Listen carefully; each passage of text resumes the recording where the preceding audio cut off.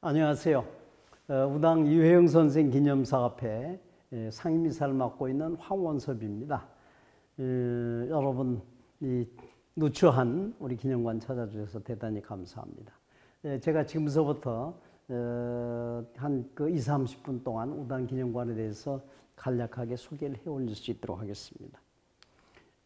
우당 기념관은 우당 유해영 선생과 그 동지들의 독립운동 정신을 우리가 기리고 또 계승하기 위해서 관계된 자료를 전시해 놓은 그런 공간입니다. 우당 기념관은 지금서부터 31년 전에 1990년 그 종로구 동숭동에 처음에 문을 열었습니다. 그러다가 2001년도에 지금 현 위치로 이전을 해가지고 오늘날 이르게 됐습니다. 전국적으로 우리처럼 독립운동에 관련된 기념관이 전부 57개 정도가 있습니다. 대부분의 기념관이 우리 정부나 그렇지 않으면 지방자치단체에서 투자를 해가지고 지어서 운영을 하고 있습니다. 근데 그 중에 유일하게 우리 우당 기념관은 개인이 운영하는 그런 기념관입니다. 우당 선생의 손자되는 이종찬 전 국정원장님께서 세워서 운영을 하고 있습니다. 여기가 2층에 우리 이종찬 원장님이 사시고 1층에 이런 공간을 마련해서 운영하고 있는 거죠. 그래서 좀 비좁기도 하고 좀 어설프기도 하고 그럽니다만 널리 이해를 해 주시기 바랍니다. 그러면 본격적으로 우당이 어떤 분인가 하는 것을 설명을 해 올리겠습니다. 우당 선생을 얘기할 때 우리가 사만갑족이다 하는 얘기를 합니다. 우당 선생은 그 임진왜란 때 명신 백사 이항복 선생의 11대 손입니다. 이 백사에서부터 우당까지 내려오는 그 10대 동안에 이 집에서 9명의 정선을 배출합니다.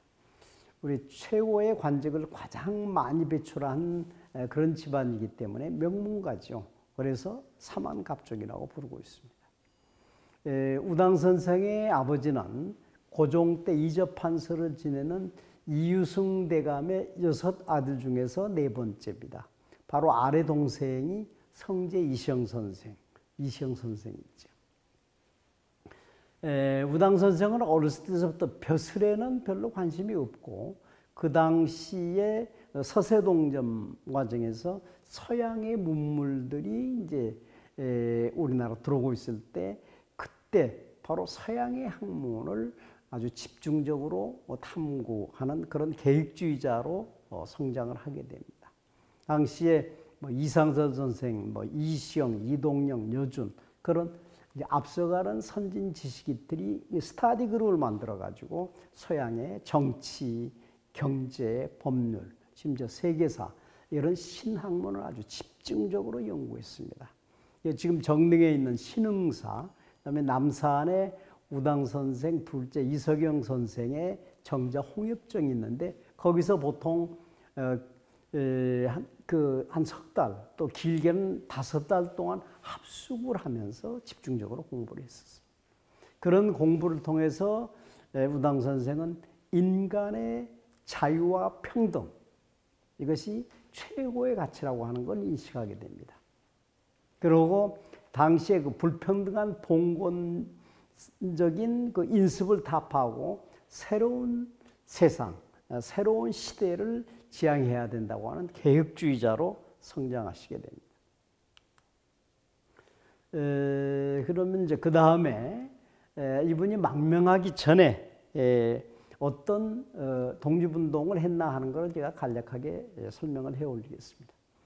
먼저 1905년에 을사늑약이 체결이 되는데 이 을사늑약 반대운동을 아주 집중적으로 벌이십니다. 의정부 참찬이었던 이상설 선생하고 같이 그 당시 참정되신 한규설, 또 이제 외무대신의 박재순이, 시종무관 민용환 그런 분들을 찾아가서 을사늑약은 절대 안 됩니다 하고 아주 집중적으로 설득을 하죠. 그러나 을사조약이 체결되고 말았습니다. 그래서 우당 선생은 당시 이상설 선생, 또 뭐 이상저 선생 그런 분들하고 이제 협의를 하면서 반대 군중 시위를 주도해 나갑니다. 지금 그 상동교회, 남대문에 상동교회가 있습니다. 상동교회에 그 웹월스 청년회라고 아주 전국적인 조직을 가진 그런 청년회가 있었는데 거기에 애국 청년들을 귀합을 해가지고 지금 대한문, 그러니까 덕수궁 앞에 가서 이제 연자 시위를 벌이면서 반대 운동을 했습니다. 그러다가 상동 청년회 웨볼스가 그 당시에 일본에 있던 감리교 그 동양 본부, 아시아 본부 거기에 아주 집중적인 압력에 의해서 해체하게 됩니다. 해체하면서 우당 선생과 몇 분이 주도를 해가지고 청년회는 해체되지만 다시 우리가 청년을 귀합하자 해서 상동 청년학원이라고 하는 걸 세웁니다. 그래서 거기서 이제 신학문, 우리 자주 독립운동 정신을 집중적으로 교육을 하지요.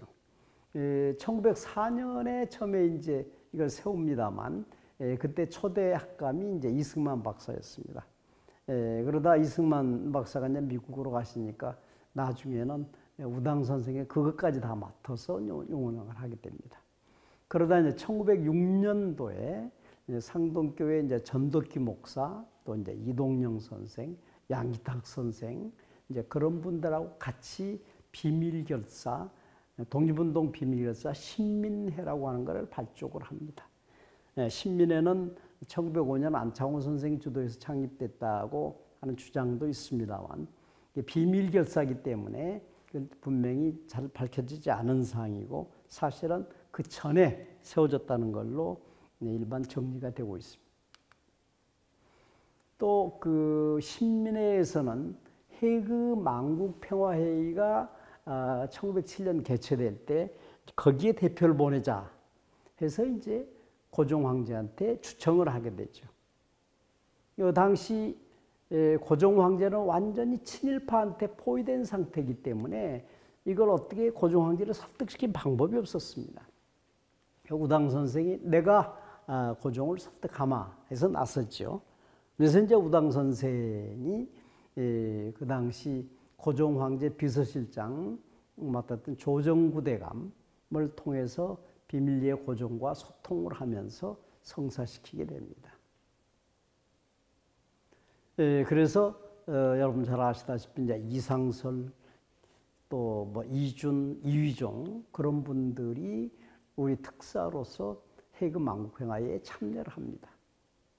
그러나 막상 회의에 참석을 못하죠. 또 일본에서 아주 집중적으로 방해를 하기 때문에 회의에 참석을 못합니다. 그래서 어떤 사람들은 실패했다 이렇게 평가한 사람도 있습니다. 그렇지 않습니다. 회의 참석을 못하지만 그 당시 세계적으로 모이던 그 언론인들을 상대로 해서 집중적인 설득을 해가지고 그 당시 을사늑약의 부당성이 전 세계 신문에 보도되면서 국제적인 여론이 환기가 됐습니다. 일본이 부당하게 한국을 침탈했다. 한국의 외교권을 뺏었다 하는 게 국제적인 여론화가 되게 됩니다. 그러나 행구 만국평화에 참여했던 이준 열사가 현재에서 돌아가시게 됩니다. 이준 열사가 돌아가셨다는 정보를 신문에서 받고 신문에서는 이제 더 이상 외교적인 방법으로 일본으로부터 우리가 독립을 하기는 힘들다. 이렇게 생각하고 앞으로 우리가 독립을 하기 위해서는 일본하고 싸워서 일본은 몰아내고 일본은 추출하고 독립을 해야 된다 하는 무장투쟁론이 공론화가 됩니다. 이제 무장투쟁하면 당시 일본이 세계 최선진국입니다. 우리나라는 나라도 못 지킨 약소국이. 이제 이런 상태에서 어떻게 둘이 전쟁이 되겠냐. 이거는 이제 속말로 계란으로 바위치기다 하는 얘기를 하지 않습니까? 근데 당시에 식민의 지도자들은 그렇게 생각하지 않았습니다. 일본이 군국주의 국가이기 때문에 적의 전쟁을 하지 않으면 굴러갈 수 없는 그런 체제다. 그래서 언젠가는 일본이 중국하고 또는 러시아하고 미국하고 전쟁할 수밖에 없다. 일본이 그런 나라하고 전쟁을 할 때 우리가 일본하고 전쟁한 나라하고 같이 힘을 합해서 일본 쫓아내고 독립하면 된다. 그러기 위해서 우리가 독립권을 길러야 된다 하는 결론에 도달합니다. 우당 선생은 1909년도 연해주에 그때 계셨던 이상선 선생을 방문합니다. 그래서 거기서 이 만주에다가 독립운동 기지를 건설하자 하는 방안을 아주 구체적으로 협의를 하고 돌아오십니다. 이게 이제 1910년도에 경술국지가 났죠. 이제 우당 선생은 경술육제 나던 그해 6월 말에 우당 선생하고 이동영 선생, 장유순, 또 이관직 이게 네 분이 종이장사로 위장을 하고 만주 일대를 저 답사를 합니다. 그리고 어디다가 우리 독립운동 기지를 건설해야 될 것인가 하는 걸 물색하고 귀국하게 됐죠. 그러고 이제 돌아와서 여기 있는 것처럼 우당 선생이 육형제가 회의를 하게 됩니다. 이때 우당 선생은 형제들한테 호소를 합니다. 사실은 내가 다른 동지들과 같이 만주 일대를 보고 왔다. 우리가 일본으로부터 독립을 하기 위해서는 천상 싸워서 쫓아내야 되는데 그러기 위해서는 우리가 독립군을 길러야 된다. 그래서 독립군 기지를 건설할 때를 보고 왔는데 그걸 건설하기 위해서는 엄청난 많은 인력과 또 돈이 필요하다. 근데 그 돈을 감당할 사람이 아무도 없어. 우리 집안밖에 없어. 우리 형제들밖에 없어. 해서 간곡하게 설득을 합니다. 이때 육형제는 한 사람도 반대 없이 우리만 갈 게 아니라 처자식, 우리 가족들 다 같이 가자. 해서 전 가족 65명이 모든 재산을 정리해서 그 당시 40만 원이라고 하는 돈을 가지고 망명을 합니다. 이 40만 원이 지금 돈으로 얼마나 되느냐 하는 게 궁금해가지고 궁금하실 텐데 1969년, 52년 전이죠. 51년 전이죠. 그때 월간 신동아에서 한국은행에 조회를 했습니다. 그 당시 40만 원이면 얼마나 되느냐 해서 그때 계산한 것이 그때 가치로 600만 원이다.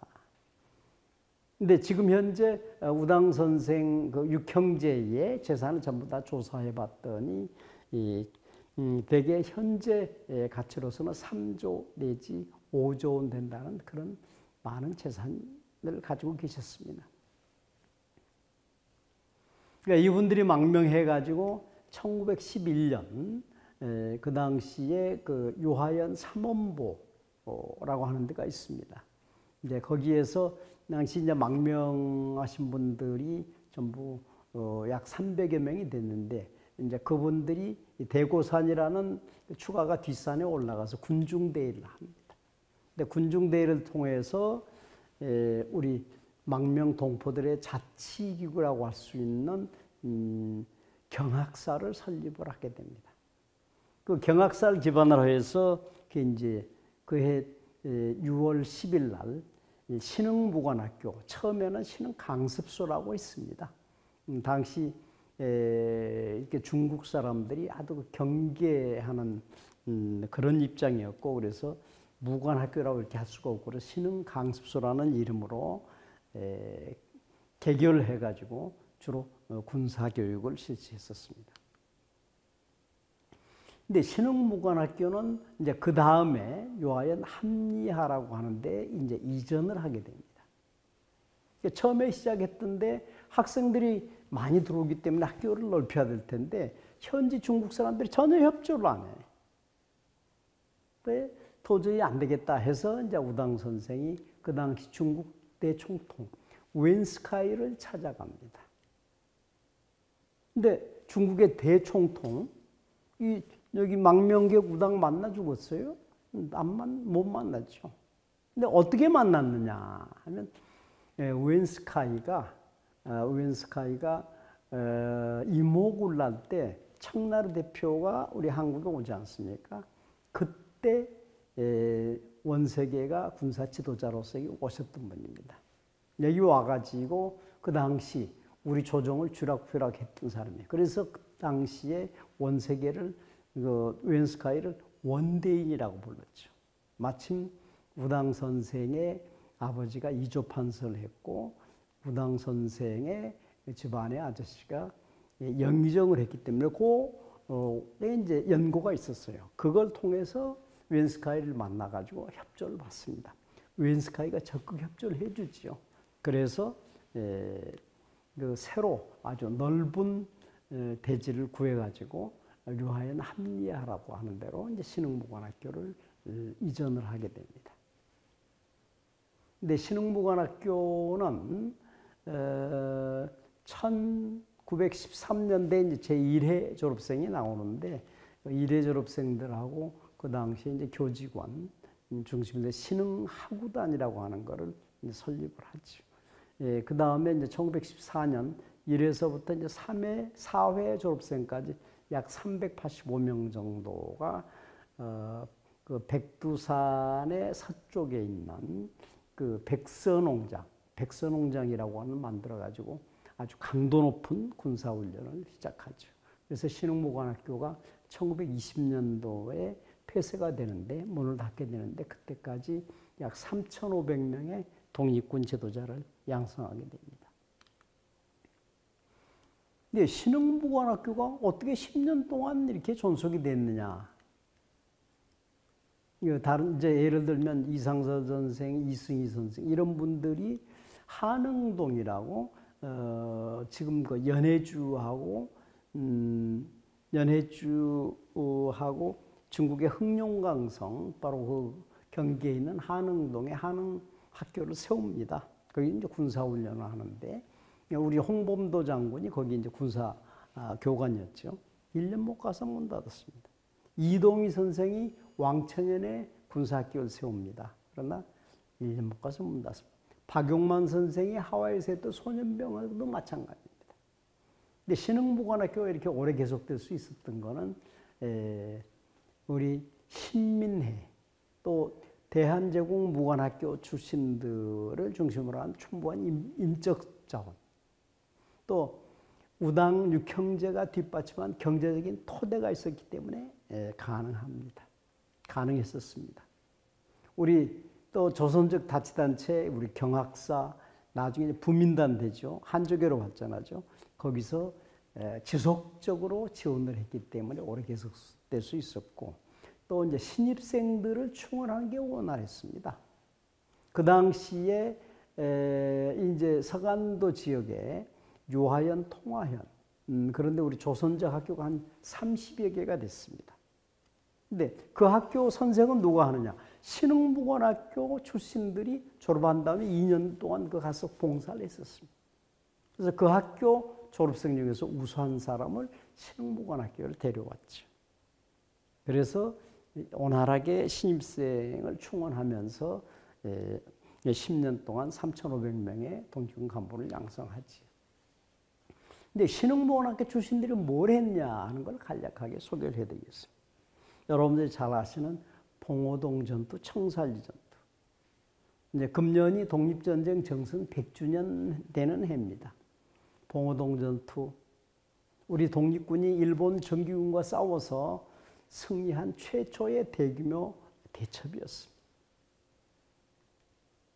이제 또 홍범도 부대에는 홍범도 장군 부대, 대한독립군이죠. 홍범도 장군 부대에는 우리 이제 신흥무관학교 출신들 중에서 지청천, 김동삼 그런 분들이 이끄는 교성대 한 400여 명이 거기 이제 참여해서 청살 전투를 했지요. 그다음에 북로군 정서. 이제 사진 그 아랫부분에 있으면 북로군 정서. 여기 김자진 장군이 이제 북노군 정서의 사령관이죠. 근데 이제 거기에 간부들이 대부분 다 신흥부관학교 출신들입니다. 그 이제 이동영이 참모장이 이동영, 이범석, 그 이제 사관 그 연성소라고 그래서 요즘 그 사관생들을 기르는 그런 총책임자죠. 를 비롯해서 중견 간부들이 다 신흥부관학교 출신이었습니다. 또 이제 1920년대에 만주일 때 있는 군사 그런 조직들이 대부분 신흥부관학교 출신이 주도를 했었습니다. 또 의혈단 김원봉이 의혈단 세우지 않습니까? 의혈단 1919년도에 세우는데 그때 이제 김원봉을 비롯한 신흥부관학교 졸업생들이 주도를 해서 만든 의혈단체입니다. 나중에 그 1940년 이제 광복군이 성립이 됐죠. 예, 광복군을 이제 창군을 하는데 그때 광복군 사령관 지청천이죠. 또 참모장 겸 이전 이범석, 일지대장 김원봉, 삼지대장 김학규 그런 거의 지휘관들 다 신흥부관학교 출신입니다. 중견도 신흥부관학교 출신이 대부분입니다. 그래서 신흥부관학교 출신이 무장투쟁, 독립전쟁에 있어서 엄청나게 중요한 위상을 차지하고 있다 하는 것을 말씀드립니다.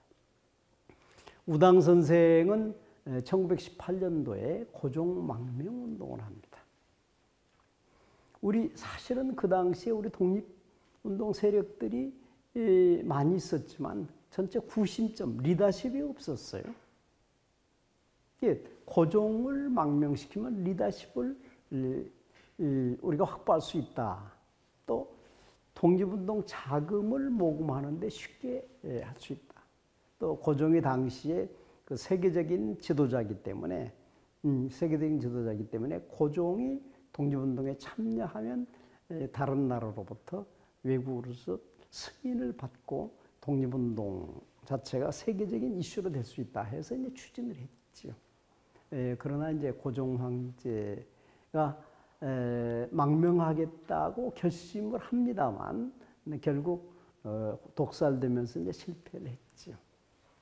또 이제 우당 선생은 3.1운동이 일어나기 바로 전에 3.1운동에 관한 계획에 참여하고 고종 망명운동을 같이 했던 이 조정구 대감, 조남익 선생 그런 분들하고 같이 이제 북경으로 돌아가십니다. 이제 4월에는 우당 선생은 이동영 선생, 이시영 선생 그런 분들하고 이제 상해를 가가지고 임시정부 수립하는 데 참여를 합니다. 그 당시 초대 의정원 의원 전체 29명이었습니다만 의원으로 피선돼가지고 그 당시에 의원들 중에서 최고령자가 우당 유형입니다. 그래서 임정원 의장으로 청거가 됐었는데 본인이 사양하고 이동영 선생이 맡게 되죠. 나 임시정부가 이제 감투싸움하지 분파하지 그래서 이래가지고 도저히 독립운동을 지도할 수 없다 해가지고 이제 우당 선생은 신채호 선생을 비롯한 주로 무장투쟁을 주장했던 무장투쟁 노선을 걸었던 이런 분들하고 같이 북경으로 돌아가시게 됩니다. 이제 북경에서 뭘 했느냐 여러분 잘 아시는 아나키즘 운동을 하죠. 옛날에는 아나키즘을 무정부주의라고 그랬는데 요즘에 그냥 아나키즘이라고 이렇게 부르고 있습니다. 인간의 자유와 평등 이걸 최고의 가치로 생각하고 그걸 인간의 자유평등을 보장하기 위해서는 민주적이고 분권적인 작은 정부를 만들어서 최대한 인간의 자유권, 인권을 보장하자 하는 이제 그런 정치 사상이죠. 근데 우당 선생은 신채호 선생, 김창욱 선생, 북경대학의 루신, 또 이제 대만 출신의 저명한 독립운동가이던 범보냥 그런 분들과 같이 쭉 아나키즘 운동을 전개합니다. 그래서 1924년도에는 이정규, 이율규, 정화암, 백정기 그런 분들하고 같이 이 제중 조선 무정부주의자 연맹이라고 하는 걸 결성을 하죠. 거기서 이제 정의 공보를 만들어 가지고 홍보를 했습니다. 1928년도에는 상해에서 동방무정부주의자 대회를 개최합니다. 여기 이제 우리 아나키스트뿐만 아니라 중국, 심지어 일본, 대만, 무슨 뭐 필리핀, 월남 그런 동남아시아의 이제 지도자들이 참여해서 무정부주의자 대회를 하는데 거기 이제 우당 선생이 한국의 독립과 무정부주의라고 하는 논문을 제출하죠. 그게 그 당시에 결의문으로 채택됐었습니다. 또 우당 선생은 의열투쟁을 쭉 지도를 해왔습니다. 1924년에 뭐 김창숙, 신채호 그런 분들하고 같이 김원봉이 했던 그 의열단을 집중적으로 지원을 하죠. 1924년도에 나석주 의사가 이제 서울에 이제 식사는 행하고 동척에 폭탄을 던지는데 사실 그 폭탄이 천진에 있던 우당 선생 집에서부터 나온 폭탄입니다. 네, 그러고 1929년 되면은 1931년 되면은 우리 한국 우리 독립은 정화함, 김성주, 또 중국 사람 왕호초 확인실, 또 일본 사람을 이제 무정부주의자 그런 분들이 참여해가지고 항일 구국연맹이라고 하는 걸 조직을 합니다. 근데 거기에 이제 행동 단체가 흑색공포단이죠. 그래서 흑색공포단을 통해서 또 이제 의열투쟁을 하고 심지어 이제 천진에서 일본 군수물자를 운송한 그런 이제 화물선 그걸 폭파하고 영사관 폭파하고 하는 이제 그런 활동을 하시게 됩니다. 네, 우당 선생은 우리 한국과 중국의 무장 부대가 연합을 해가지고 일본하고 싸울 수 있는 한중 연합 투쟁을 지도하고 지원을 합니다. 1932년도에 요령성 민중자위대라는 중국의 항일혁명 부대가 있었습니다. 또 우리 양세봉 장군 지휘하는 조선혁명군이 있었습니다. 이 두 중국하고 우리 그 독립군이 연합을 해가지고 일본하고 싸울 수 있도록 쭉 지도하고 지원을 했죠. 여러분이 잘 아시는 뭐 영릉가 전투, 그 다음에 흥경성 전투, 노구대 전투, 이게 이제 이 연합부대가 승리했던 빛나는 전투입니다. 네, 우당 선생은 바로 그 현지 지도를 하기 위해서 이제 상해를 출발해서 대련을 거쳐서 요령선을 가기 위해서 했습니다만 상해 출발할 때 우당 선생이 바로 우리 한중연합부대를 연합투쟁을 하기 위한 지도를 하기 위해서 간다. 또 한 가지는 그 당시 만주 일대를 쭉 지배를 했던 관동군 사령관의 행로에 대한 정보를 입수하고 그걸 이제 처단하기 위한 그런 사명으로 해서 가다가 정보가 누설돼서 결국 대련 수상경찰서에서 체포돼 가지고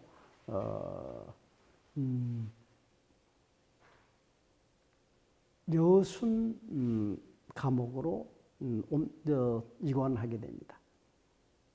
본래 이제 대련 경찰서에서 취조를 하려고 그랬는데 우당 선생이 그 당시 독립군의 두령이라고 그랬습니다. 만약에 여순 감옥에서 우당 선생을 취조하면 독립군들이 가만히 있지 않거든. 와서 작살낼 거든. 안 되겠다 해서 이제 여순 감옥에 모셔가지고 거기서 취조한 동안에 이분이 묵비권 행사하는 겁니다.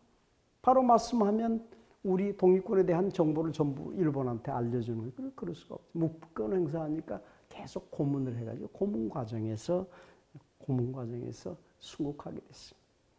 이제 일제는 그 당시 대령경찰서에서 우당 선생이 자살했다 이렇게 허위 조작해가지고 발표를 한 적이 있었습니다.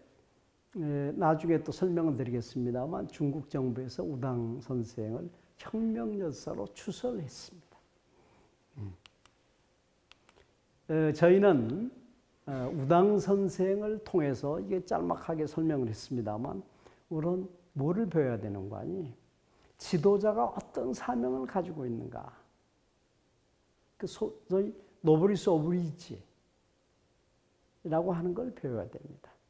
우당 선생은 국가가 위기에 처했을 때 모든 기득권, 자기 생명, 재산, 가족까지 다 버리고 진정한 그 지도자의 사명이 뭔가 하는 것을 보여준 세계사 유례를 찾아볼 수 없는 노블리스 오브리지의 아주 전형적인 표상입니다.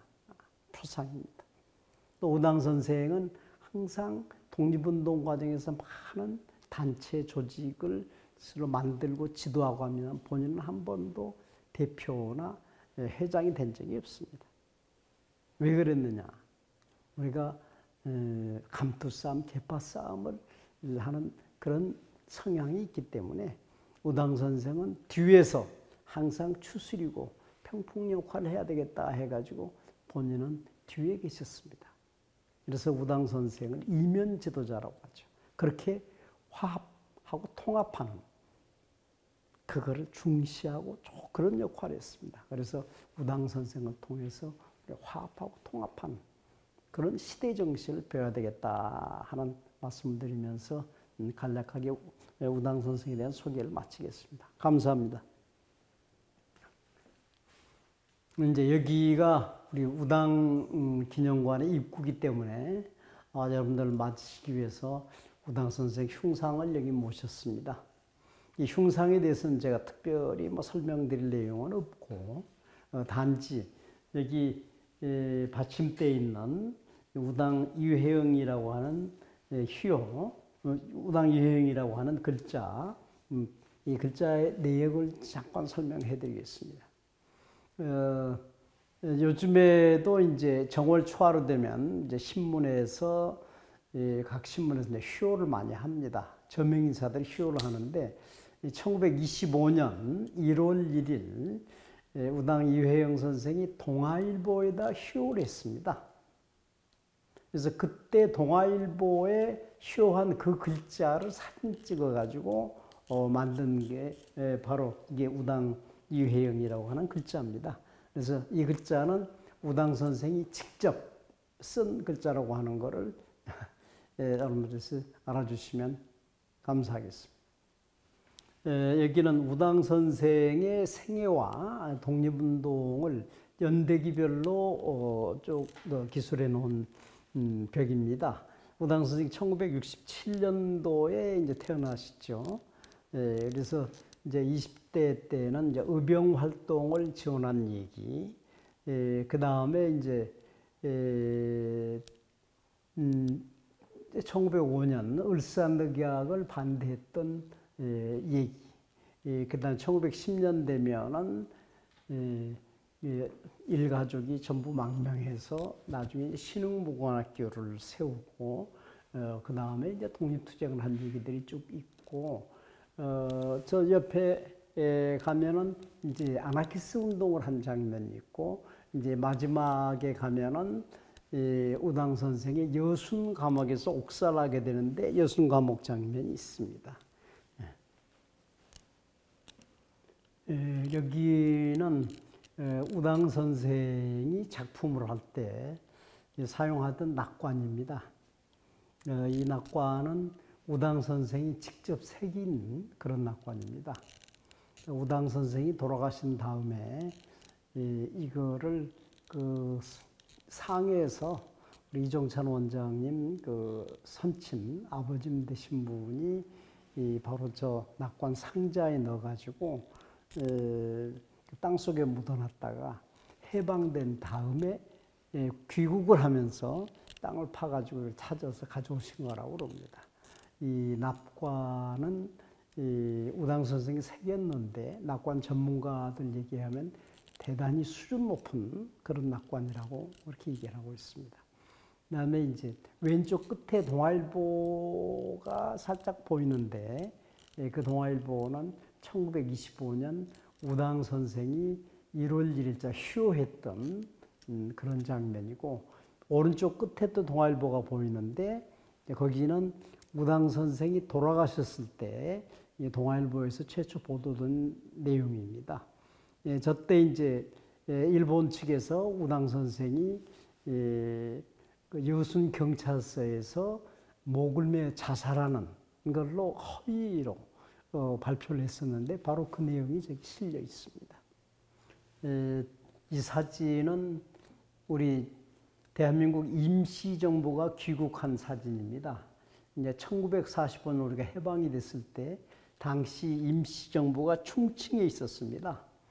충칭에서 상해를 거쳐서 이제 서울로 들어오는데 충칭에서 장개석 총통이 내준 비행기를 타고 상해 도착합니다. 저 뒤에 있는 게 비행기입니다. 비행기인데 당시에 상해 공안에는 우리 동포들이 약 2천여 명이 나왔었는데 그 중에서 임시정부 요인들의 직계 가족이 나와서 트럭 앞에서 바로 사진을 찍은 겁니다. 가운데 있는 소년이 이종찬, 이 집 주인, 국정원장이시죠. 뒤에 이제 물론 김구 선생 계시고, 김구 선생 바로 오른쪽에 있는 분이 김구 선생 며느님, 안미생 여사고, 그 다음에 이제 여기 그 눈물을 흐르고 계신 분이 이시영 선생입니다. 이시영 선생이고, 그 다음에 왼쪽 맨 끝에 계신 분이 김기숙 선생, 김기숙 선생 옆에 있는 여자가 김기숙 선생 따님이십니다. 이제 이시영 선생 옆에 얼굴만 보이는 게 이제 이종찬 원장님 그 자당 어머니시죠. 그 우당 선생 며느리고 그 앞에 있는 소년이 이종찬 형. 그래서 임시정부 가족들이 다 찍은 사진입니다. 이 사진은 김준엽 전 고대 총장께서 주신 겁니다. 근데 그분이 학병으로 나갔다 탈영을 해가지고 광복군에 들어가죠. 그때 마침 광복군 이번 이제 공보병이 돼가지고 이 사진을 찍었는데 1981년 우리 이종찬 원장이 종로에서 국회의원 출마했을 때 그분이 사진을 줘가지고 세상에 알려진 사진입니다. 이 사진은 혁명열사 증명서입니다. 중화인민공화국 민정부 중국 정부에서 2000년 1월 12일 날 이회영 동지한테 수여한 겁니다. 이 혁명열사 증명서는 우리나라로 얘기하면 독립유공자입니다. 근데 중국 정부에서 자기들이 일본하고 싸웠던 거를 항일혁명운동이라고 그러는데 항일혁명운동에 대한 걸 연구하다 보니까 우당 이회영 선생이 조선 사람이지만 자기 혁명운동에 엄청나게 기여를 했거든. 그래서 혁명열사로 추설한 겁니다. 어떻게 기여를 했느냐 하면 우리 중국의 항일혁명부대 요령성 민중자위대하고 우리 독립군 양세봉 장군이 이끄는 조선혁명군하고 연합을 해서 일본하고 싸웠습니다. 결국 그거를 현지 주도하기 위해서 가시다가 우당 선생이 일제에 체포돼 가지고 이제 희생을 당하게 됐죠. 그래서 이제 그거를 기리기 위해서 우당 선생한테 드린 혁명열사 증명서입니다. 예, 이 사진이 유일무이한 우당 선생 사진입니다. 원래 우당 선생은 아주 철저한 보안 의식을 가지고 계셔가지고 사진이나 문서 이게 나중에 있으면 결국 동지들한테 피해를 준다. 그 일본 놈들한테 붙들려가지고 이게 조사를 받다가 이런 게 나오게 되면 피해를 준다 해서 일체 문서나 사진인 게 없습니다. 근데 이 사진이 어디서 나왔는가 하니 우당 선생 약전을 쓴 이정규 옛날 그 성균관대학 총장 하시는 분 그분이 우당 선생을 모시고 북경에서 아나키스 독립운동을 하셨던 분인데 그분이 쓴 우당 약전 첫 페이지에 이 사진이 나옵니다. 근데 그분의 설명에 의하면 이게 이제 1908년도에 우당 선생이 이상선 선생을 만나기 위해서 연해주에 갔었습니다. 근데 그 당시 연해주에서 찍은 사진이라고 합니다. 사실은 이 사진이 조그마한 그 명함판만큼 명함 사진 그겁니다만 이건 확대해서 그거 이제 그리는 겁니다. 아주 유일무이한 우당 선생 사진이라고 하는 건 강조해 드립니다. 이 사진은 우당 육형제 독립운동을 얘기를 할 때 가장 많이 소개된 사진입니다. 일부 한국사 교과서에도 들어가 있는 사진입니다. 근데 1910년 우당 선생이 만주에다가 독립운동 기지를 건설하기 위해서 그쪽 답사하고 돌아와 가지고 이제 육형제 회의를 하게 됩니다. 여기서 이제 우당 선생은 그 이제 경위를 쭉 말씀하시죠. 이게 신민회 다른 동지들하고 같이 만주에다가 우리 독립운동 기지를 만들어서 거기서 독립군을 양성하려고 한다. 그걸 하기 위해서 우리 학교를 세울 장소까지 다 물색을 하고 왔는데 문제는 그 학교를 세우려면 엄청나게 많은 인적 자원 또 뿐만 아니라 경제적인 뒷받침이 있어야 된다. 근데 사실은 우리 형제들 빼놓고 그걸 감당하려는 능력이 있는 사람들이 없다. 그래서 그 독립운동 기지를 건설하는데 우리 형제들이 그걸 맡자 해서 육형제가 결의를 합니다. 이때 한 사람도 반대 없이 전부 다 참석을 하죠. 뿐만 아니라 육형제 우리만 갈 게 아니라 처자식까지 다 데리고 가자 해서 일가족 60여 명이 이제 망명하게 되죠. 이때 전 재산을 정리를 해가지고 그다음에 가서 이제 신흥무관학교를 세우게 되죠. 이때 정리해서 가지고 간 돈이 그 당시 돈이 한 40만 원인데 1969년도에서 월간 신동아에서 계산한 돈을 보면은 그 한국일보에 조회를 해가지고 그 돈을 보면 대개 600억 정도. 그러니까 정확하게 51년 전에 600억 정도 추산을 했습니다. 그 돈이 지금 돈으로 얼마나 될지 이제 여러분의 상상에 맡기겠습니다. 단지 저희가 2011년도에 연세대학에 의뢰를 해가지고 망명하기 전에 우당 선생 육형제 재산을 조사했습니다. 물론 완벽한 건 아니지만 그 조선시대의 양안이라고 요즘 얘기하면 토지대장, 가옥대장 그것 등에서 조사를 했는데 2011년도에 시작을 해가지고 2년 동안 해서 2012년도에 나왔는데 그때 되게 공시지가로 해서 약 한 2조 원 정도 된다 하는 식으로 이분들 재산을 계산했었습니다. 바로 이 우당 육형제가 신흥무관학교를 세우고 운영을 하는데 바로 밑거름이 됐다고 하는 그런 사진입니다.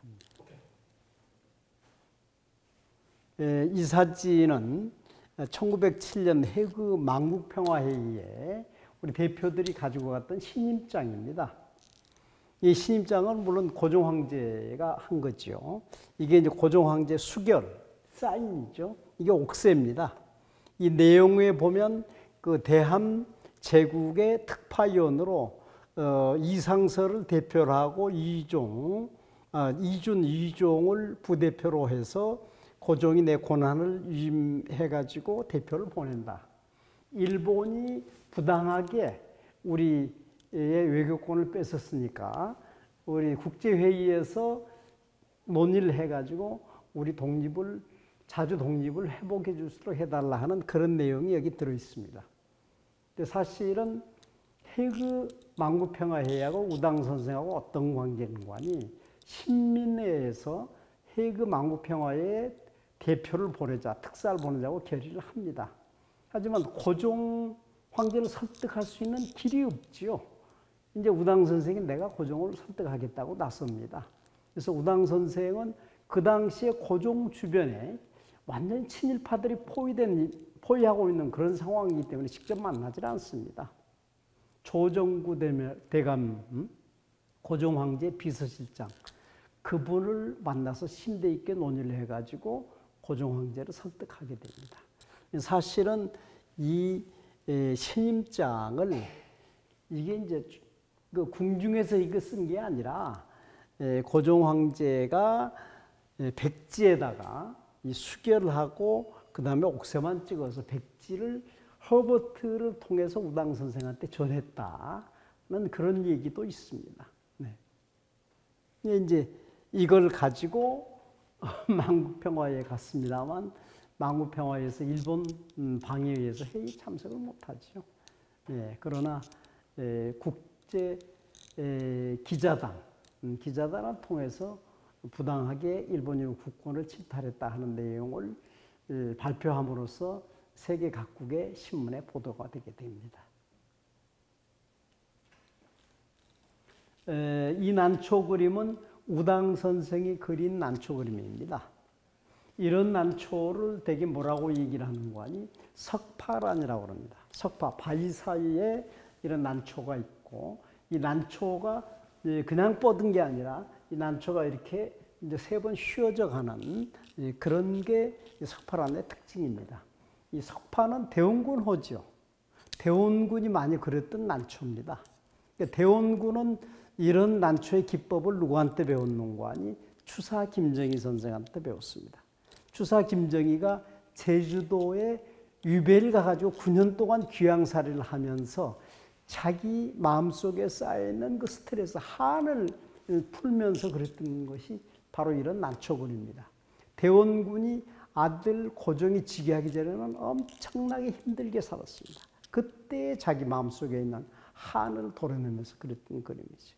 우당 선생이 나라 잃은 그 서름, 그걸 토해면서 그랬던 게 바로 이 그림입니다. 근데 문제는 이 그림이 왜 유명하냐 하는 거를 제가 간단하게 소개를 해드리려고 합니다. 우당 선생 육형제, 우리나라 최고 재벌이었습니다. 전 재산을 팔아가지고 독립운동을 하기 위해서 떠났습니다만 몇 년 지난 다음에 너무 힘들었죠. 독립운동 자금 말할 것도 없이 자기 먹고 사는 것도 해결하기 어려울 그런 지경이었습니다. 그때 우당 선생은 국경에서 이 그림을 그려가지고 국내 독립운동 자금책, 모금책한테 이걸 보내면 바로 이걸 팔아가지고 다시 중국으로 송금을 했습니다. 근데 이때 국내 모금책들이 우당 선생한테 뭘 부탁했는가? 납관은 찍을 말라. 납관은 안 찍었어요. 그냥 그림 고르면 여기 자금책들이 대원군 납관을 여기서 가짜로 파가지고 그걸 찍어가지고 이게 대원군 그림이다. 그래야 제대로 돈을 받을 수 있지 않겠습니까? 그래서 대원군 그림으로 해서 팔았다고 그럽니다. 이 그림 한 폭에 당시 이제 황소 한 마리 값이라고 그러니까 요즘 돈으로도 돈 1,000만 원 간 이제 그런 그림입니다. 이 글씨는 해방된 다음에 돌아와서 이거는 정인보 선생이 쓴 글씨이고 이거는 우당 선생 바로 아래 아우 성제 이시영 선생이 자기 형을 추모하면서 쓴 글입니다.